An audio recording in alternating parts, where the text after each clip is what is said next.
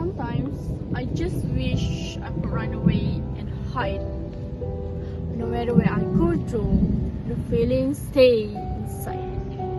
How can I stay here and live each day a lie when all I want to do is close my eyes and die? Hi, Bismillahirrahmanirrahim. Assalamualaikum warahmatullahi wabarakatuh. And a very good evening to our Madam Azwin and my beloved audiences. My name is Natasha Nabila binti Abdullah, 14 DCC 22F1024. And today I'm going to talk to you about suicide, whether it is an option or is it an excuse. But first of all, suicide is defined as any action that could cause a person to die. In the next slide, you can see a suicide data in Malaysia from 2000 until 2019. The data shows us an increment in the suicide rate between 2012 and 2019, which proves that the situation is out of control, whether it is amongst adults or teenagers without any exception. That is from 4.4% to 5.7%.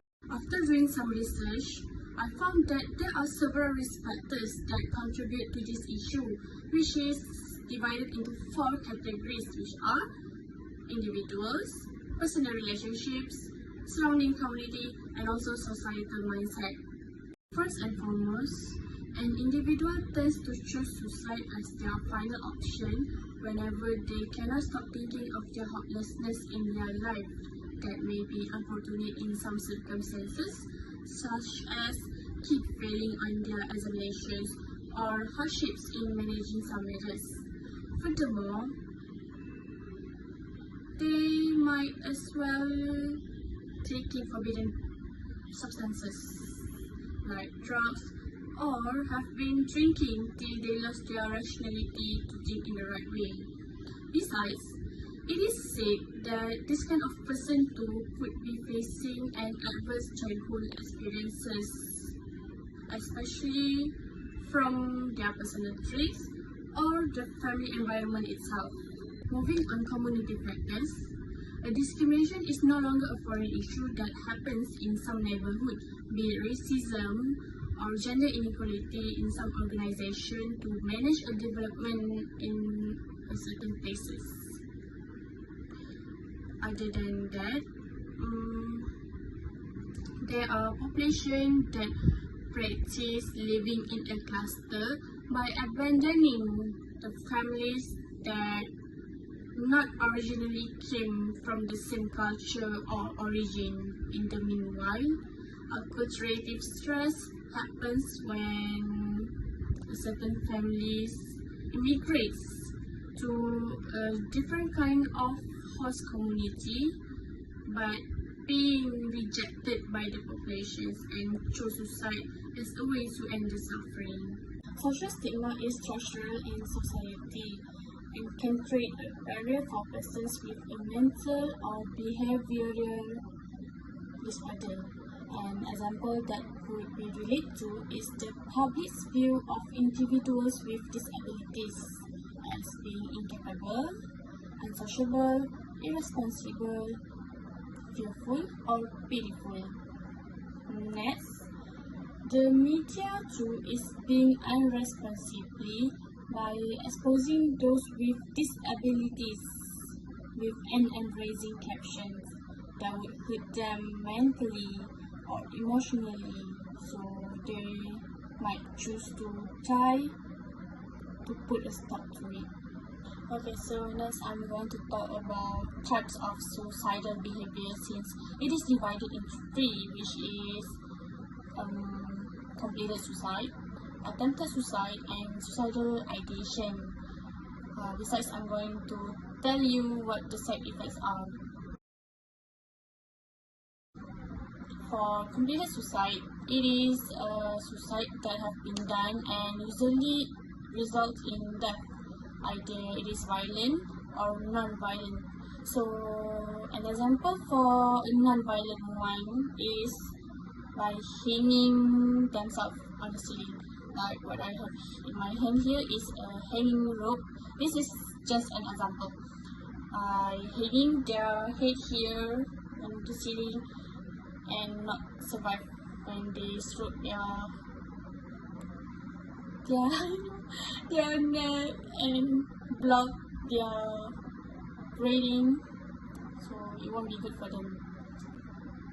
And the second one is attempted suicide. Attempted suicide have many ways, like slashing a person's wrist by using a knife or chilled knife or any other small knife like this, because they won't be using a sharp knife or any knife with a big size to risk their hand here. This is just an example. And usually this kind of attempted suicide, they choose to die. They attempt to die, but they did survive, since wrist slashing has a much lower lethality rate. Usually, a repetition of non-fatal suicide attempt is a stronger non-clinical predictor of eventual suicide, and when repeated within a year, there is high possibility that the person might die.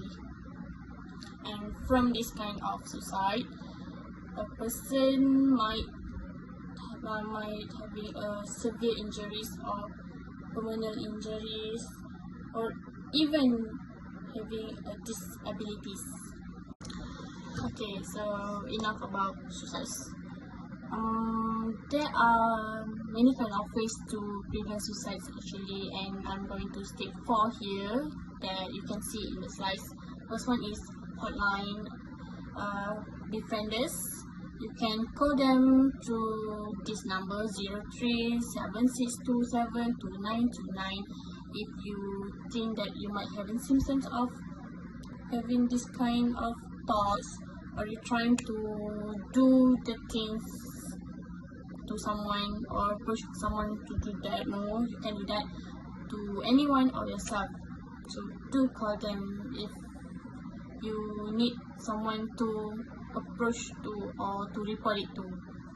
Second is, you can talk to someone you trust the most, like your parents. If you didn't trust your parents, you might have a best friend that you can call to, that you can talk to whenever you have a problem or you want to share the most problematic problems that you ever have in your life. Share it with them. Okay? They might help or talk to you out of it, to encourage you to be brave or patient person ever. Third one, get professional help by seeking a counselor or psychiatrist at the hospital, or someone from your college or institute, or school if you are younger than us teenagers. And the last one, practice a healthy lifestyle, like doing yoga every weekend or go out for a walk twice a week, exercise. There are many ways for you to practice it in your everyday life. Also, practice a healthy eating, a healthy diet, balanced diet, and take a lot of veggies and fruits. There's loss of sugars or chunks could make you gaining weight and fat, and then you might be stressed of it, and you think of you are embarrassed with your appearance, and you want to stop what others think about it by choosing suicide. No, it is a wrong way to cope. And then for disclaimer, this presentation is an awareness about suicide. You are not encouraged to do so. No, and it is a big no. If nobody ever said they love you, trust me, we do love you. Everyone is. Thank you. That's all from me.